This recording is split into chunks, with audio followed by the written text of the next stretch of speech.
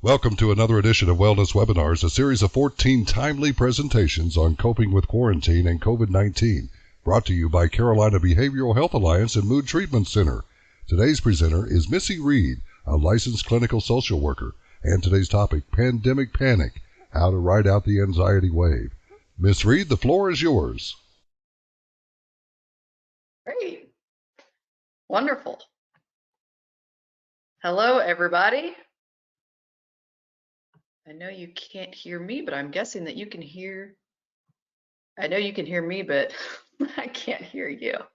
So this is different. Anyway, hi, I'm Missy, and I'm excited to talk to you guys today about panic and anxiety. I think it's going to be an interesting webinar, and I hope you enjoy it. And I'll be interested to hear any questions or follow-up comments or anything. You can certainly get in touch with us, and you can easily email me. It's missy@moodtreatmentcenter.com.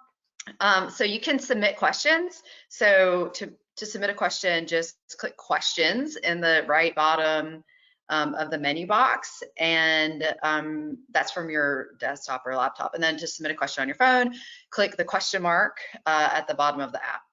Also in the app, you can swipe back and forth to toggle between the video and the slides. So whether you want to look at me talking or you want to look at the slides, it's up to you. You can toggle back and forth. And I'm going to pause about halfway through for questions, and then I'll leave time for questions again at the end. All right, let's take a deep breath. In through our nose and out through the mouth. Maybe just one more time. It feels good. Okay, let's get started. So you're gonna see me kind of looking back and forth from this screen to this other screen. I'm just looking at my notes. So just so you know. All right, so here's our agenda today. Look, this is a time that's unprecedented. I've heard that term a lot, and I'm sure you guys have too, that this is just a time that we've never experienced before in the history of ever, really. So we're going to talk about that a little bit, just about the importance of addressing anxiety now that we've got a pandemic going on. I'm going to talk about what anxiety is and just a very brief overview of anxieties and the relevant anxiety disorders that I think you may find interesting or beneficial to learn about today. So I'll talk to you a little bit about the science and a little bit about the symptoms to differentiate between what is just anxiety and what is actually a diagnosable disorder. And then I'm going to talk to you about some natural tips and techniques that you can utilize every day, throughout your day, to help to alleviate some of that anxiety. And then Lisa is also my lovely helper, is going to be sending me your questions too. So I'll pause at that time and review those for you. Okay, so some natural tips and techniques, and then we'll be talking about connection. Let me see, I think I can make my slides a little bigger here. There we go. Okay, you could probably see better now. All right. So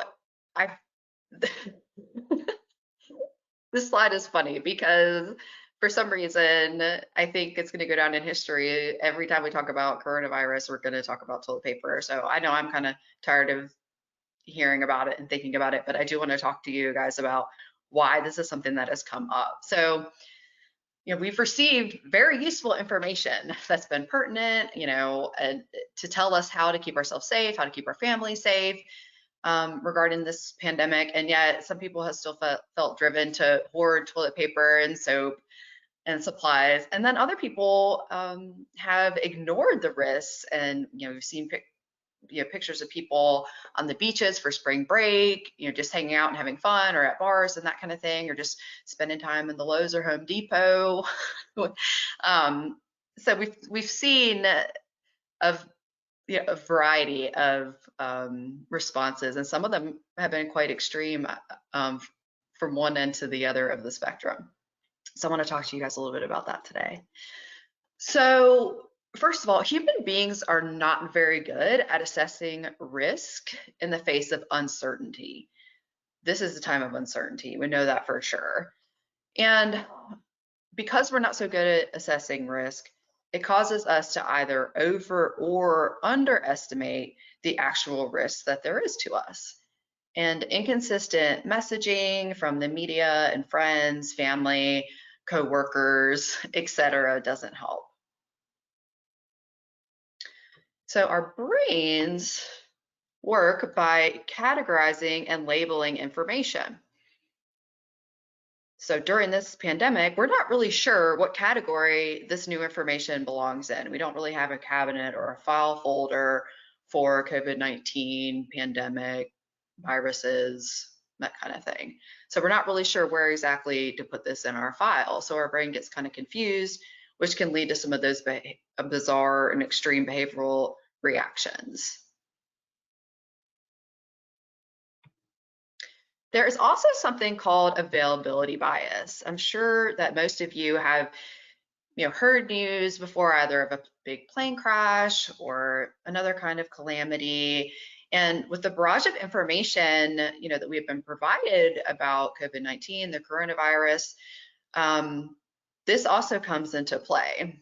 So, for example, if you've watched footage of a plane crashing or a plane crash for weeks on end, it becomes much easier to imagine yourself actually on that plane and crashing and to overestimate the risk of flying. So if you watch coverage of a pandemic where people are getting sick all over the world, it becomes easier for you to imagine that happening to yourself and maybe even overestimating the risk to yourself. So what is anxiety? I think a lot of people who have anxiety would probably resonate with this picture of these churning waves right here, because I think sometimes it can feel that way. There's a lot of energy and surges and confusion and again, uncertainty. But I think it's important to know that anxiety is natural. Everybody has some anxiety. It's actually an adaptation, evolutionary adaptation of our human brain that allows us to plan for and act when we're threatened. If we believe that our survival is in jeopardy, then we may feel driven to do something to feel like we have some control. So panic buying, for example, is an instance where people are attempting to gain control over a potentially dangerous situation. So I'd like to talk about the difference now between fear and anxiety. So again, everybody has a little bit of this, but fear is more of that emotional response in the moment. So if there's a real or perceived imminent threat versus anxiety was the anticipation of a future threat. So you can see on my slide here, I've got the ticking time bomb for anxiety, meaning at some point there could be something that goes wrong. Whereas fear, that's in the moment, like if I step outside and there's a snake there, I'm going to be terrified. And then I'm going to have thoughts of immediate danger. My body, my body's going to tense up, be ready to run, fight or flee. I might be trembling. My heart rate's certainly going to increase. I might start sweating. I might run away. So that makes sense. But then anxiety would look more like I'm afraid to go outside tomorrow because I saw a snake there yesterday or something like that. So that looks more like vigilance and preparation for danger. Also, I might have a lot of muscle tension, and then I might avoid even going outside because I'm afraid that there might be a snake next time.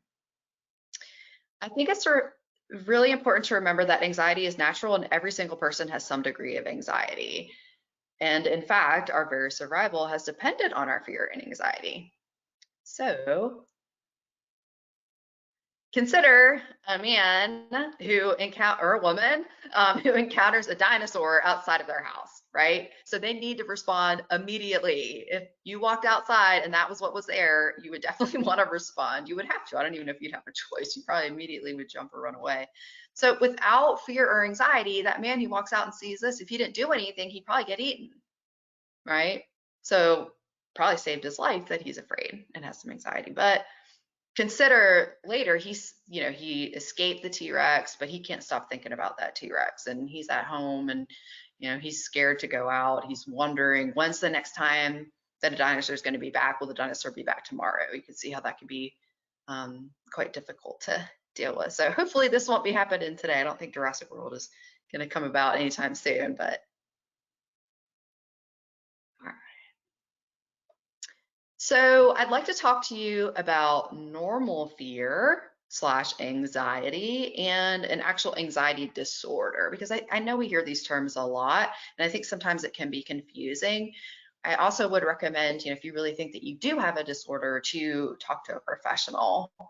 But I have that term normal in quotation marks because we all know that normal is just a setting on your washing machine. It's not really a thing. But for what everyday people, normal people might experience, it's not excessive. It's that shorter term, in the moment, immediate danger kind of reaction. And it's not going to be excessive, and it's definitely not going to last for 6 months or more.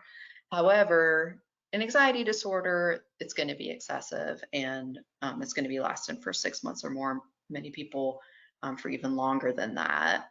And a lot of times anxiety starts in childhood, and it can tend to persist if it's not treated. I'm gonna take a sip of water. Got snowman on my cup.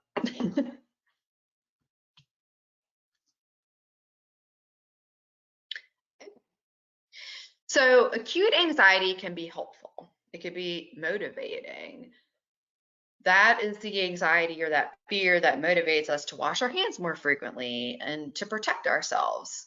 Whereas long-term anxiety can really lead to some serious health problems. We've all heard how stress can have some serious effects on our body, and it's very true. So the longer we have anxiety too, the harder it is for our brains to prevent us from going into panic mode. So the longer you hold on to the anxiety, the more likely are you to continue to have anxiety and maybe even start panicking. Studies have indicated that chronic stress can shrink those reasoning parts of our brain, which can further fuel panic.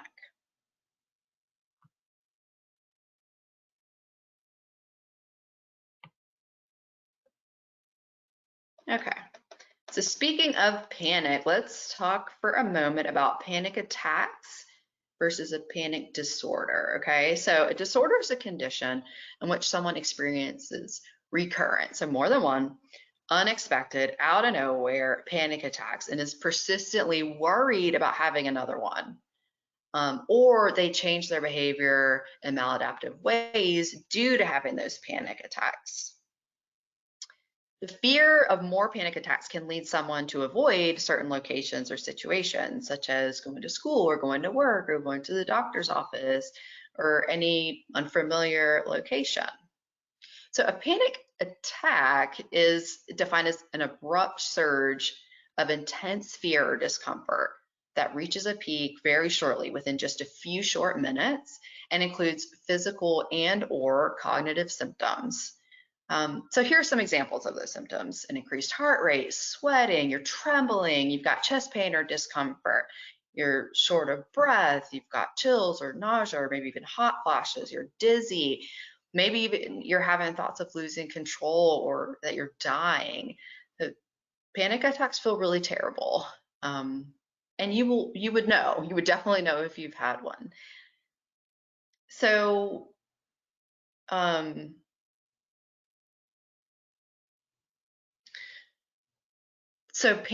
having a panic attack or even more than one doesn't necessarily mean that you have panic disorder. So I think that's a good note to take.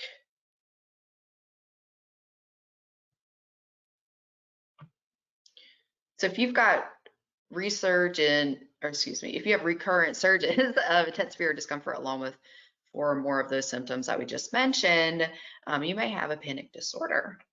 And there are definitely some tips and techniques that we can talk about that can be helpful for whether you've just got plain old fear / anxiety, whether you've got an anxiety disorder, or whether you have panic attacks or panic disorder. And we'll talk about those in just a few minutes. So you guys probably recognize this. It's our brain.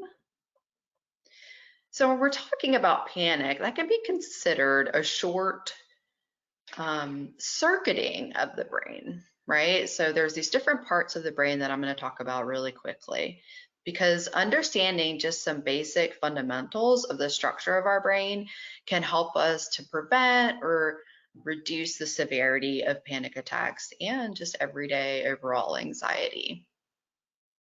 So deep in our brain, we have something called the amygdala. It's fun to say, the amygdala. And that we could call the emotional center of the brain. So that's where we get signals to get out of danger immediately using any available option. So again, think about signals such as fight, flight, freeze. And then our frontal cortex, the front part of our brain, is the reasoning part. That's the part that wants us to think through the situation before acting. The signals from the amygdala, however, are stronger than those from the frontal cortex. So when our anxiety is high, our brains can become confused and the anxious feelings are louder than reason. For example, I know I'm doing everything I can to keep myself and my family safe, but I don't feel safe. On the inside, I don't feel safe. So in certain situations, these signals from the amygdala can be life-saving. I mean, we need these. We need these to survive. So there, you hear about those times where somebody exhibits superhuman reflexes, you know, as you swerve out of the way of oncoming traffic or something like that. That's really coming from your amygdala and that survival stuff. You're really not focused on or worrying or caring about whether you can solve those math problems if you're about to, you know, get to a crash. But panic doesn't help with this long-term threats. So like if our amygdala is in control, you may feel constantly on edge. If the frontal cortex, however, can remain in control, you can be aware that there is a possibility of a threat out there in the world, but you're able to assess that risk and you can make plans accordingly. So our bodies aren't equipped to handle stress and anxiety for weeks or even months on end. In the short term, anxiety can motivate us and it gives us energy, but long term, it will leave us feeling quite exhausted and even depressed.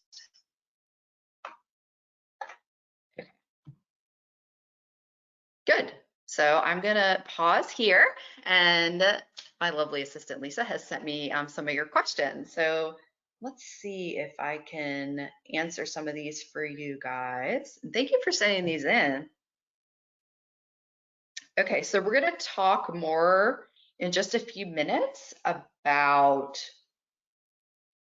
some techniques that can certainly help you. Okay, let's see.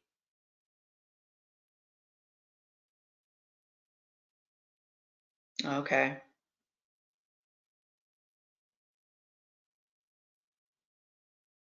You can have panic attacks while you're sleeping. I know people who have woken up in the middle of a panic attack or they were trying to fall asleep and they've had a panic attack. So panic, anxiety are two different things. So a panic attack so there's really no such thing as an anxiety attack.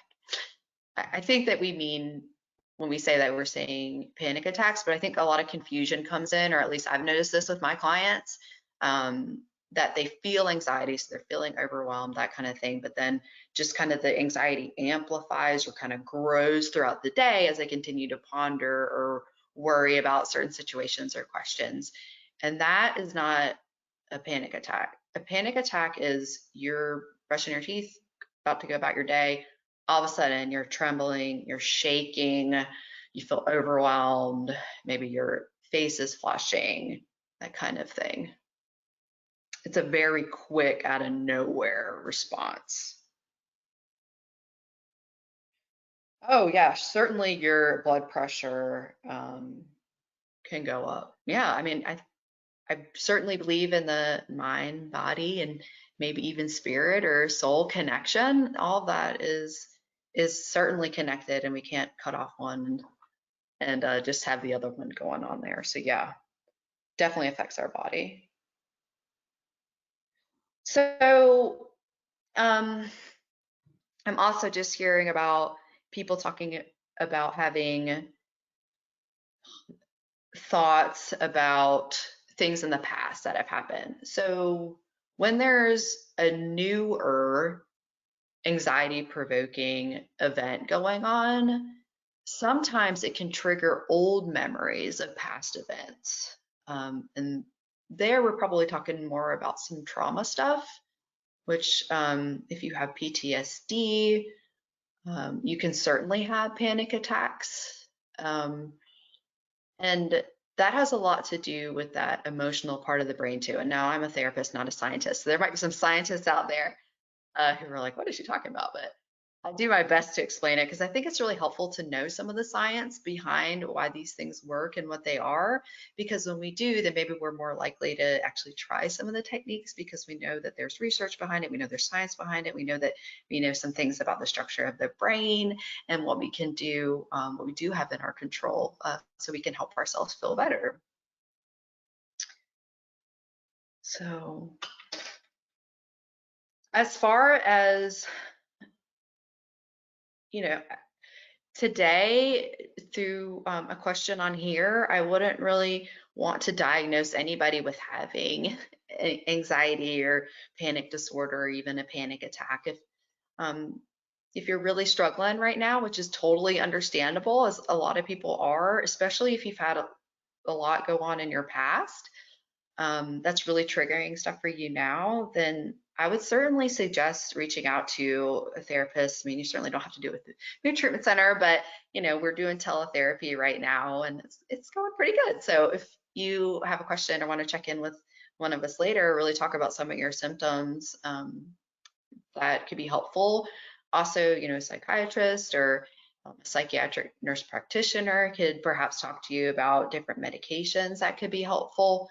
So we're not going to talk about medicine today because I don't prescribe medications, but I am going to talk to you about some natural techniques and tips that will help, that are just as effective, if not more so in some cases, than medication. And some of the danger with anxiety medication is that a lot of it can be quite addictive. So that's why some people choose to try more natural techniques. And even those who take medication find that using natural techniques in addition to the medication and therapy has given them the best results. So more questions are still coming in. I love it. So I don't really know of there being a long panic attack, like a week or longer. I think your body would be so exhausted that you would just shut down.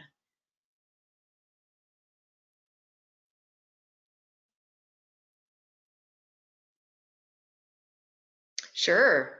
Yeah, anxiety could certainly cause some obsessive compulsive activities, such as repeated cleaning or maybe excessive hand washing, and or you might be on some of that on the obsessive compulsive disorder spectrum there.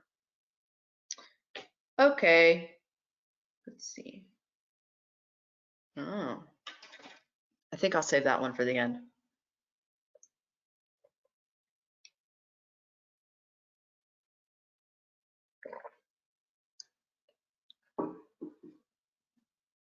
All right, I hope that answered some of your questions. I want to talk to you guys more about the solution now and some techniques that you can try just now or later today, or hopefully throughout your life.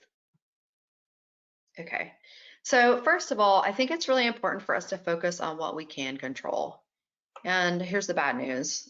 There's not that much that we can control.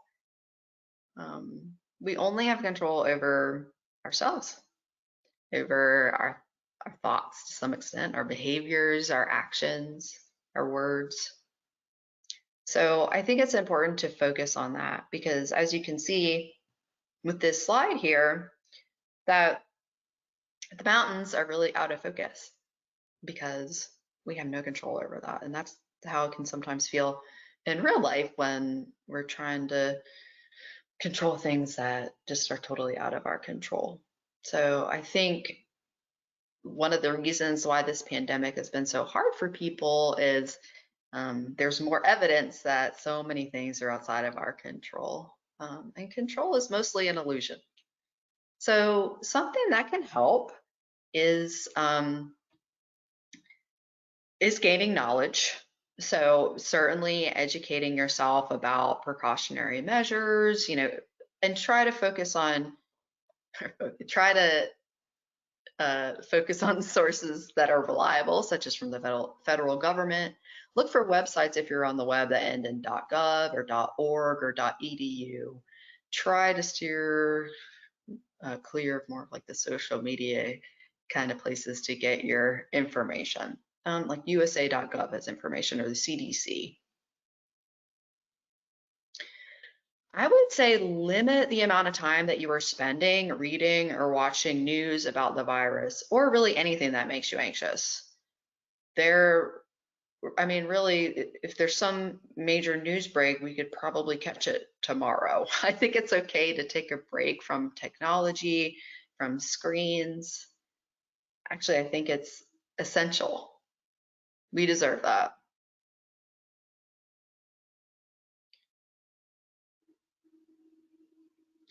Something that some folks have found helpful is to develop a mantra or a statement that you can remind yourself, such as, I only have control over my actions, my behaviors, and my responses. And I can make responsible choices based on clear facts before I act. And I can't control what other people do, say, or feel. And sometimes just reminding yourself of something like that every day or twice a day, or when you get up and before you go to bed, can help bring you some peace of mind. All right. So I think some of my clients are out there who I see pretty regularly, and I do like to talk about exercise some, because the more I learn about it, the more I realize, and the more we know how important it is and how helpful it can be and how good it is for our brains and our bodies and, our emotional well-being too. So first of all, it's a really good distraction or diversion from whatever is bothering you. I know for me, I like to lift weights sometimes, and if there is a heavy weight in front of my face, I'm paying attention to that, and I'm not worried about what might be going on tomorrow, right? I'm in the moment, I'm fully present with what I'm doing. So it's certainly a good distraction or diversion. It's a great way to just take a break from everything and do something else. It does alleviate muscle tension, and muscle tension actually contributes to you feeling anxious, because if part of your body is tight or sore or uncomfortable, it sends signals to the rest of your body that, oh, I'm uncomfortable, I feel anxious, this isn't making me feel very good. And then increasing your heart rate, it actually changes your brain chemistry, increasing the availability of anti-anxiety neurochemicals such as serotonin and GABA. And it also activates the frontal regions of the brain, like we were talking about earlier, the frontal cortex, that is responsible for that executive function. And it helps to control the amygdala, or the center for survival signals that we were talking about earlier, that emotional part. So exercise actually activates that front part of the brain. That's amazing. I love that. And of course, regular exercise builds up resources, so you can build resilience to handle difficult emotions. Because I know for me, when I finish a really hard workout, I've pretty pleased with myself, and a hard workout is what you define it to be. It doesn't have to be compared to this woman here. She looks like she's in great shape, right? But for you, it might be taking a walk outside, or doing 3 jumping jacks, or being able to do, 3 push-ups today, when yesterday or the day before you were only able to do 2. So it feels good to be able to accomplish something. So everybody is not able to go to the gym right now, right? So a lot of us are working out from home or outside, and we're trying to keep our social distance, right? So here are a few. There's a lot of different exercise apps out there that you can try out. I have the Fit On app. I like that one a lot, but there's a lot of different ones. Sworkit's good. Nike has one. You can even just go online, like on YouTube, and search for what kind of workouts you're interested in, yoga. This is the time to try some of these things, right? Because I know sometimes all of us like a distraction. We might want to go just walk around Target or the mall or something, or even to a park, and that's just not available to us. So we've got to be creative and find other ways to engage and exercise. Okay. All right. So here we're going to talk about breathing, and then we're going to try it. We're going to try some deep breathing. So deep breathing is also known as abdominal breathing or diaphragmatic breathing because we're breathing from our diaphragm. Most people don't realize that most people or a lot of people are breathing shallowly, too shallowly, only into the top part of their chest, and they're not using the full expansion of their lungs, and they're definitely not breathing into the diaphragm. So practicing that and learning that can help you to take better breaths, which is certainly good for your health, and also to help reduce anxiety. So breathing is part of the parasympathetic nervous system, and that's just a fancy term for the automatic, involuntary bodily processes that generally send signals to our body to relax or slow down or digest our food or fall asleep, that kind of thing. So taking deep breaths is a way that we can voluntarily help to regulate this system and to tell your body to relax. This will lower your heart rate, it will regulate your blood pressure, and it reduces that stress hormone cortisol.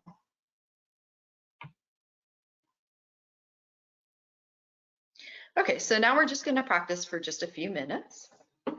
So I'd like you to put a hand on your belly, right below your belly button.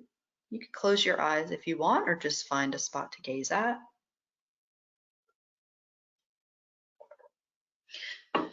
And I want you to just notice the natural rise and fall of your abdomen as you breathe, just as you naturally breathe.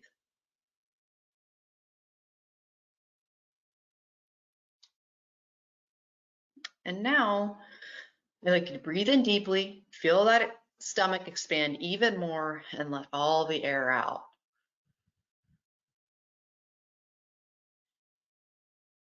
One more time. Take a deep breath in for the count of 4. So 1, 2, 3, 4. Pause and then blow out for the count of 4.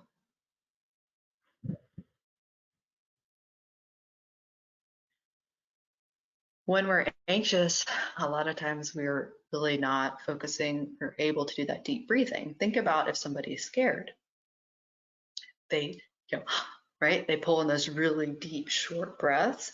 So focusing on that out breath and really lengthening it can help to reduce your anxiety. So let's do one more deep breath. So hands on our abdomen, we'll close our eyes if we want. We'll breathe in through the nose, and blow all the air out through our mouths. And one more time, just because it feels so good and relaxing.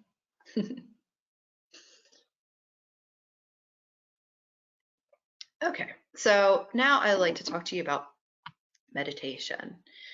So I'd encourage you to keep an open mind, because a lot of times when people first hear about meditation, they can kind of be worried about that or frightened or unsure if that's for them, because I know for me, when I first heard of meditation or trying it, I thought, well, that sounds like a monk on a mountaintop, in a brown robe or something, and that's not me. And that's definitely not what it has to be at all. So it doesn't have to be difficult or hard or complicated even. And I think the only competition lies within ourselves, right? So give yourself the opportunity to take a moment to relax and bring your attention to the present. And then when concerns or worries surface, bring your attention back to the present. Because the deal is, it's very, very difficult for us to totally empty our mind of thoughts. Even the monk on the mountaintop will tell you that. It's very hard to do. Maybe once they've reached like guru status, they're able to do that for a few minutes or so, maybe even just a few seconds. But most of us aren't able to do that. So instead, concentrating on the silence or the quiet in between the thoughts, or noticing when they show up and then watching them pass by. So a great analogy that I like to think of is, staring up at a deep blue sky. I think today even, I don't see any clouds. It looks kind of like Carolina blue, but a deep blue sky with some white fluffy clouds. And just think of your thoughts maybe being written on those clouds, or think of each cloud as a different thought, and just watch the wind just gently blow them away. And then the next one will come, and we just watch that one gently blow away. So we don't have to be connected to any thoughts or judgment about what those thoughts mean or what they are or why they're there. So I think that's where we get stuck sometimes. That's a trap our brain can set for us sometimes, that we grab onto that cloud and we try to rope it in and analyze it and judge it and try to figure out ourselves from it. And we don't need to do that. We can just let it pass on by. It was just a thought. In a study conducted by Wake Forest Baptist Medical Center, anxiety was significantly reduced in every session that subjects meditated.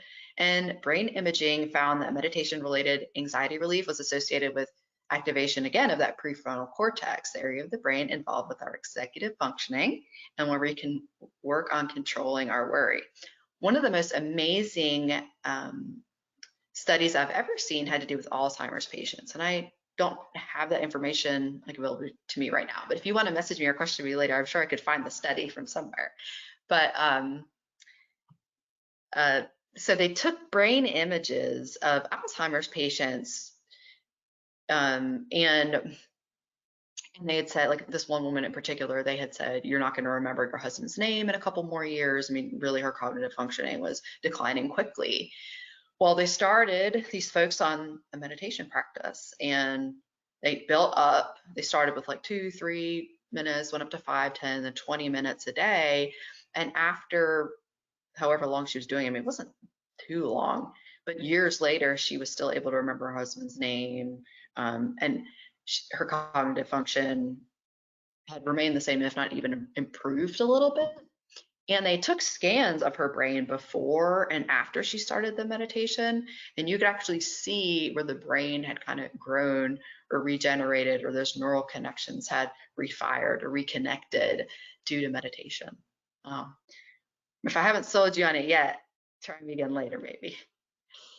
But again, so sometimes meditation isn't for everybody, or that might be a place where you don't really want to start. So a mindful activity can be a great way to get yourself focused and engaged on the present, because anxiety a lot of times is us just, we're fearful about the future typically, but also we can bring up those worries from the past. So if you can concentrate fully on the present and the moment and what you're doing right now, there's no need to be scared or frightened, because right now, right here, we're okay. We're safe right here, right?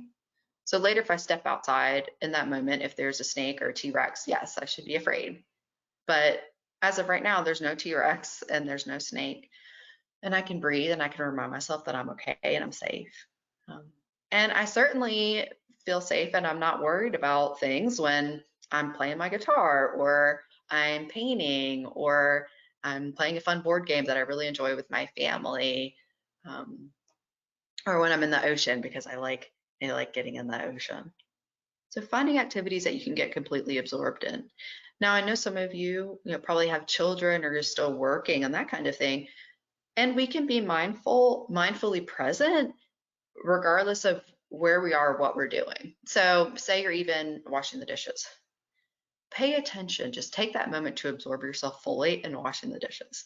When's the last time you really noticed the scent of the soap, or the way the light reflected off of the bubbles, or how warm the water felt on your hands?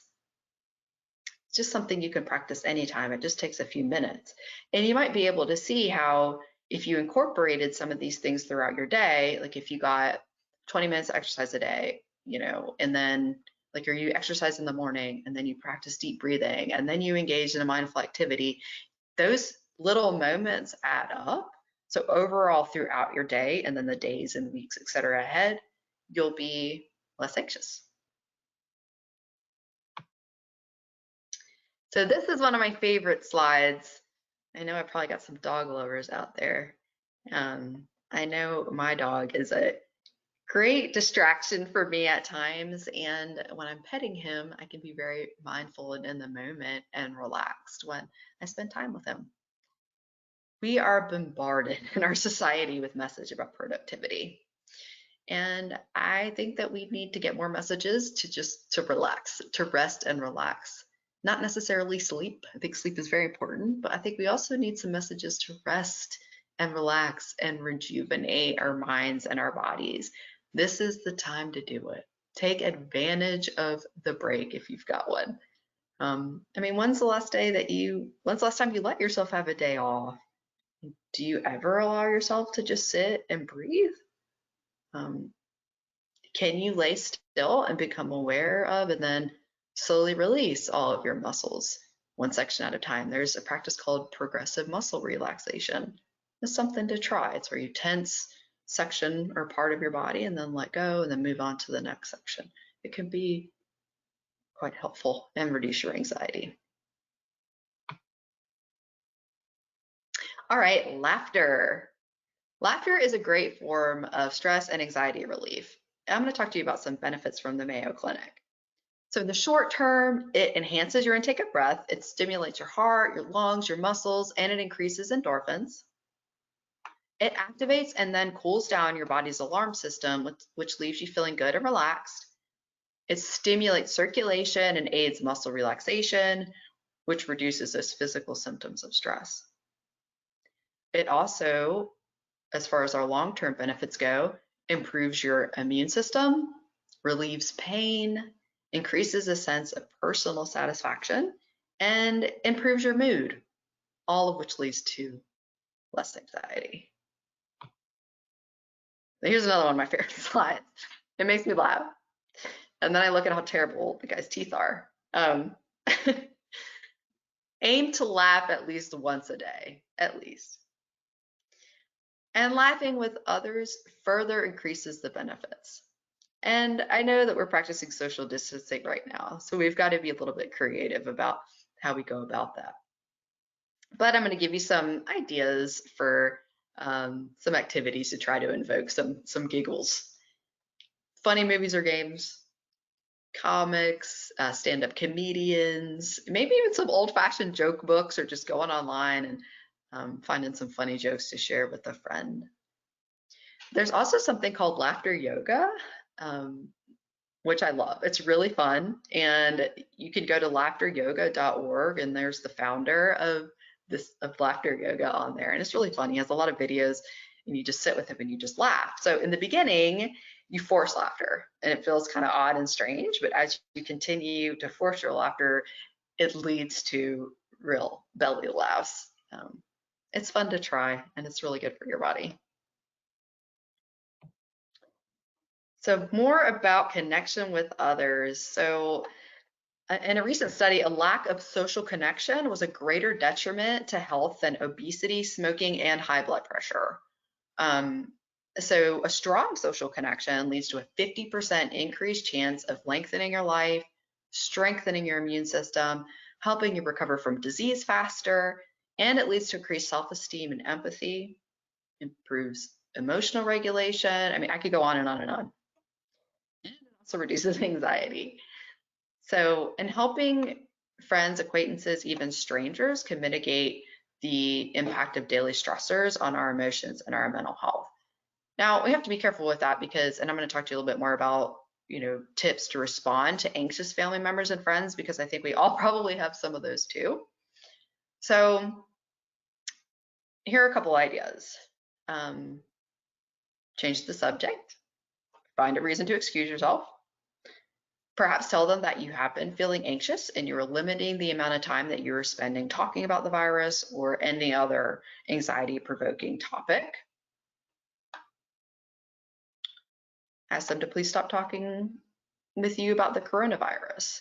So another thing that I talk about with my clients is boundary setting. I think it's extremely important for us, for our health and safety, because it keeps us safe and it keeps others safe too. And it's a great way to focus on yourself and what you need, self-care. perhaps refer them to the facts, from some of the reliable sources of information that you found. Again, those websites ending in .gov or .edu or .org, or share what new beneficial or productive activities or projects or hobbies that you've tried or you've been working on, or maybe even that long lost friend that you've reconnected with. I've been certainly picking up the phone more and dialing numbers on it, which is something that a lot of us maybe aren't so used to doing. All right, so a couple more words here. So sometimes when I first start to talk to clients about anxiety and trying some techniques and tips, sometimes when they first start trying it, it's difficult, because if you haven't gotten quiet, if you haven't stopped and paid attention to your thoughts, then it can, or it might feel pretty overwhelming to feel like all of a sudden they're all kind of tumbling in on you. And what I say is just keep swimming, just keep practicing, because it will get better. And I think that's just an indication that all of that is going on and has been going on back there. You just haven't been paying attention to it. So pick a practice and stick with it, and or try another technique, but don't give up. These are what we talked about today, are a menu of different options that you can try, and I'd encourage you to try. You deserve it. So if you find yourself getting more anxious if you're trying a new technique, definitely take a break. Call somebody, write about it. Try something different. Call your therapist, or all the above. So to sum up, and I will go over questions in just a minute though, but just to sum up, when the waves of panic hit, just keep swimming, like Dory says. And I do hope that you've learned more about anxiety today and how to better cope in this time. I know it's difficult and it's unprecedented, but I do think that we can take the opportunity and make the best of what we've got with it. So give yourself the gift of trying some of the tools that I've suggested today. And then we're going to practice one more technique together. Or maybe I'll go to questions real quick and then we'll practice one technique together, one final one before you guys head out. So let me check out my questions. Oh, somebody mentioned the serenity prayer is a great mantra. Sure, prayers are great, and it doesn't necessarily have to be religious.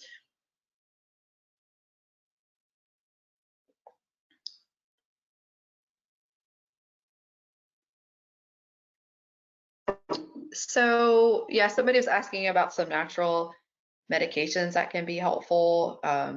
We talked to clients about Calm Aid, or lavender. You can get it on Amazon, or we sell it in our offices too. I guess you can't go there right now though, but maybe when this has been lifted. And there are some other natural remedies and medications out there that you can take, some vitamins and things, but I'm not going to get into that today. OCD and anxiety disorder at the same time? Yeah, certainly. I would think so.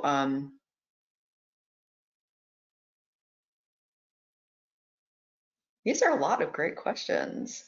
How can I retrain my brain and body? Oh, well, that's great. So yeah, I think that we've got probably some folks on here who've had some kind of trauma in their past. I mean, that's pretty typical with everybody. Everybody has some kind of trauma, but some of us have enough to where it classifies us to have a disorder. And that is something that, you can certainly get diagnosed and get help with in an office setting. I mean, today was just kind of an overview of anxiety, and there's overlap between all of the different disorders that we have available out there. And what we do as far as therapy goes, it's not an exact science. We use our intuition a lot, but yeah, there's a lot of overlap in all the different symptoms, and that's why it's hard for us to always know, or it's not always clear. We have to keep just swimming and keep working together on stuff. Let's see. So some people are talking about having difficulty concentrating. That definitely is a huge symptom of anxiety. It can be a symptom of depression too. If you're having any kind of medical symptoms, like seizures or epilepsy, or heart racing or your blood pressure is really going up a lot, I would certainly suggest that you go see a medical doctor. Okay, so somebody asked about handouts. So there is an anxiety section under the self-help tab on moodtreatmentcenter.com. Okay, so as far as living alone goes, I think that there may be some, I get the phone and I think the computer too. I know I've seen some neighbors kind of talking to each other from outside, like one sitting on one porch and one sitting on the other. I guess that could certainly be the case. I guess, I mean, getting on the computer, if you have a computer, if you're tired of looking, excuse me, at your phone, could be an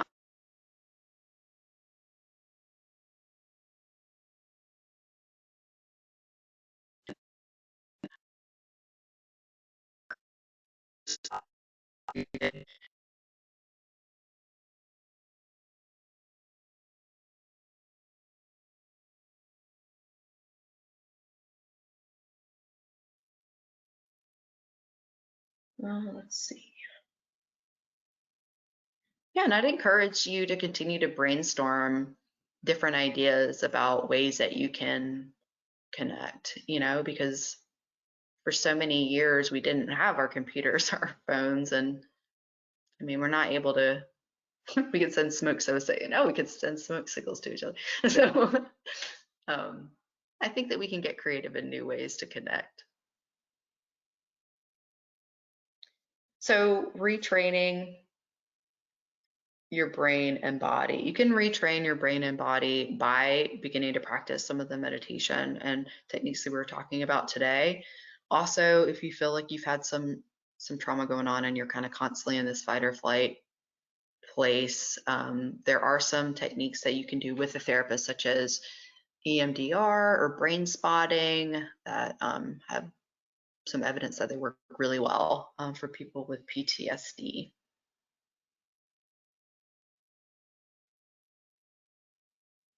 Okay. All right. I think that is probably pretty good for what we're talking about today. So tomorrow, just a quick announcement. Tomorrow, Dr. Chris Aiken will be presenting a webinar at 11:30 on media and the brain. So we will post a YouTube link to the webinar and the slides for this in the next day or so to moodtreatmentcenter.com/webinars. And before I say goodbye, and before you move on with your day, I'd like to engage you in one final activity if you'd like to. It's called the butterfly. Okay, so you cross your hands in front of your chest like this. I hope you can see me. And you press your hand into the bony part of your chest called the sternum. And then you just tap side to side. Tap, tap. Whatever pace feels comfortable to you. If you can do this in combination with some deep breathing, then the relaxation effects will be even greater. This touching right here helps to get in touch with that parasympathetic nervous system, which we talked about earlier, which also, along with the breathing, helps to tell your body to relax. So you can use your body to tell yourself to relax. And then the tapping side to side is considered bilateral stimulation. Kind of think about like a mother rocking her baby and how that's relaxing and calming and soothing. So if you can do all three of those together, you can certainly bring more happiness and joy and relief and anxiety to your life. Something you could practice for just a couple minutes a day to set your watch or your timer. Okay, well, I think that's a good way to end. I hope this was helpful and helped to alleviate some of your anxiety today, or at least give you a break. And I went through that already. So thank you very much. I appreciate it. Take care, everybody.